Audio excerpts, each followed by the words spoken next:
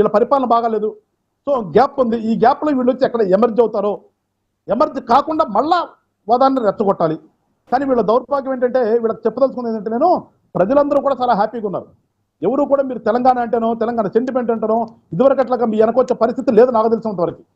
మీకు సంబంధించినటువంటి బ్యాచ్ 100 మంది 200 మంది వస్తారు తప్పితే తెలంగాణలో ప్రశాంతంగా జీవనం సాగిస్తున్నటువంటి ప్రజలకి ఇంకా తెలంగాణ వాదంతో పల్లె అయిపోయింది, ఆ ప్రక్రియ అయిపోయింది. ఇక్కడ మీరు జీవితకాలం తెలంగాణ అంటే వాళ్ళు వచ్చి మీకు సపోర్ట్ చేస్తారని నేనైతే అనుకోవట్లా. వీళ్ళు తెలుసుకోవాలి ఫస్ట్, ఎవరైతే మాట్లాడుతున్నారో నోటుకొచ్చిన పదాలు అన్ని వాడుతున్నారో వీళ్ళు ఫస్ట్ తెలుసుకోవాలి. ఒక పార్టీలో నుంచి తండ్రి తమ్ముడు అన్న బయటికి నెట్టేస్తే, ఇంట్లో నుంచి నెట్టేస్తే వచ్చిన ఈమె కూడా వచ్చి మాట్లాడుతుంది. నెట్టివేయబడినటువంటి ఏమొచ్చి ఏం మాట్లాడుతుంది, విగ్రహాలు పగలగొడుతుందంట, రొయ్యలు అమ్ముకోవాలంట. ఆంధ్ర వాళ్ళు వచ్చి రొయ్యలు అమ్ముకునేది ఏంటి, నువ్వే అమ్ముకుంటే దొంగతారు అమ్ముకుంటావా? ఎస్, మేము లీగల్గా అమ్ముతున్నాం, మేము రొయ్యలు అమ్మామో చేపలు అమ్మామో ఇంకోటి కూడా మేము ఇక్కడ కష్టపడి పండించి తీసుకొచ్చి ప్రజలకు అమ్ముతున్నాం. నీకులాగా దొంగసారా అమ్మి లోపల పోలేదు కదా మేము. నోటికి ఏదో వస్తుంది మాట్లాడుతున్నా, విగ్రహాలు పాల్గొడతా, ఎట్లా పాల్గొడతా చూద్దాం. ఇందా కార్తీక్ గారు కూడా చెప్పారు, ఎందుకు తీసుకున్నావు సిగ్గులో కూడా, నువ్వు ఎంపీగా వాడిపోయిన తర్వాత ఎమ్మెల్సీ నువ్వెందుకు తీసుకున్నావు? మాట్లాడితే చనిపోయిన కుటుంబాలు, చనిపోయిన కుటుంబాలు అంటారు.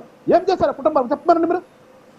ఆ కుటుంబాల్లో ఎవరికైనా ఒక్కరికైనా న్యాయం చేశారు మీరు చెప్పండి. మీరు వచ్చి అది తెలంగాణ తెచ్చుకుని మీరు బాగుపడ్డారు చెప్తే, మీరు పదవులు తీసుకున్నారు చెప్తే మాట్లాడితే తెలంగాణ అంటారు. తెలంగాణ కోసం నిజంగా కష్టపడి సరిపోయినటువంటి కుటుంబాలకి ఎంతవరకు న్యాయం జరిగింది ఒకసారి ఆలోచన చేయాలి కదా.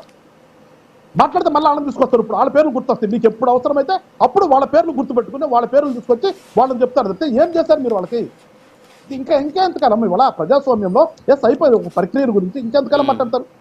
ప్రభుత్వంలో ఉన్న పెద్దలు కూడా అట్లాగా మాట్లాడుతున్నారు. ప్రభుత్వంలో ఉన్న పెద్దలు మీరు ఎట్లా మాట్లాడతారు అట్లా? మీకు ప్రజలు మిమ్మల్ని మెచ్చారు కదా, మెచ్చి మీకు ఇచ్చిన తర్వాత ఇంకొక పార్టీని ఏదో పెట్టుకుంటే దాన్ని స్వాగతించాలి కదా మీరు ప్రజాస్వామ్యంలో.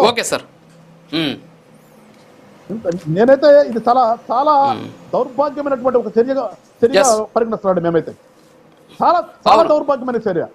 ఒక పక్కన మళ్ళీ కూడా చెప్తాను, పవన్ కళ్యాణ్ గారు అనే వ్యక్తి అక్కడ పుట్టాను పెరిగాను వాళ్ళ రుణం తీర్చుకోవాలని పదే చెప్తాడు. అదే విధంగా ఆయనకు చేతనైనంత వరకు అక్కడ ఏమైనా కెలామిటీ వస్తే ఆయన వంతుగా సహాయం చేసినటువంటి సందర్భాలు కూడా ఉన్నాయి. మళ్ళీ దాన్ని వీళ్ళు వక్రీకరిస్తారు, ఎవరు చేయమని అంటారు. ఎవరు చేయమని అసలు మీరేం చేశారు చెప్పండి. ఇవాళ మాట్లాడే వాళ్ళు ఎప్పుడన్నా ఏ రోజున తెలంగాణలో కెలామిటీ వస్తే రూపాయి ఇచ్చారు మీరేమన్నా? ఇవన్నీ కూడా వస్తాయి, ప్రజలు ఆలోచించట్లేదు అనుకోవద్దు. ఎంతసేపు మీకు ఇవాళ అక్కడ కొట్టి చేద్దాం అనుకుంటే ప్రజలు చేయవలసిన ప్రజలు చేస్తారు ఖచ్చితంగా.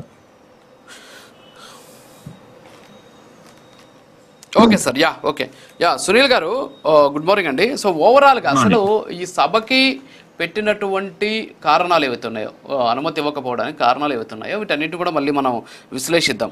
అంటే ఇప్పుడు కాంగ్రెస్ పార్టీ మీరు అధికారంలో ఉన్నారు. సో అధికారంలో ఉన్నటువంటి పార్టీ పక్క రాష్ట్రమా లేకపోతే ఇంకో రాష్ట్రం పక్కన పెడితే ఒక రాజకీయ పార్టీ అక్కడ సమావేశం క్లోజ్డ్ రూమ్లో పెట్టుకునేందుకు వచ్చినటువంటి సమస్య ఏంటి? సో ర్యాలీలు చేస్తే కేసులు పెట్టండి, మీరు షరతులు ఇవ్వండి, షరతులకు లోబడి చేయకపోతే మీరు దాని మీద చట్టపరమైనటువంటి చర్యలు తీసుకోండి, శాంతి భద్రతలో విఘాతం కలుగుతుంది అనేటటువంటి మాట ఎక్కడిది? ఎవరి పాటికి వాళ్ళు తెలంగాణ వచ్చిందనేటటువంటి ఒక కోలాహలంలో 12 ఏళ్లలో తెలంగాణలో అద్భుతాలు సాధించామనేటువంటి ఆనందంలో ఉన్నారనుకుందాం.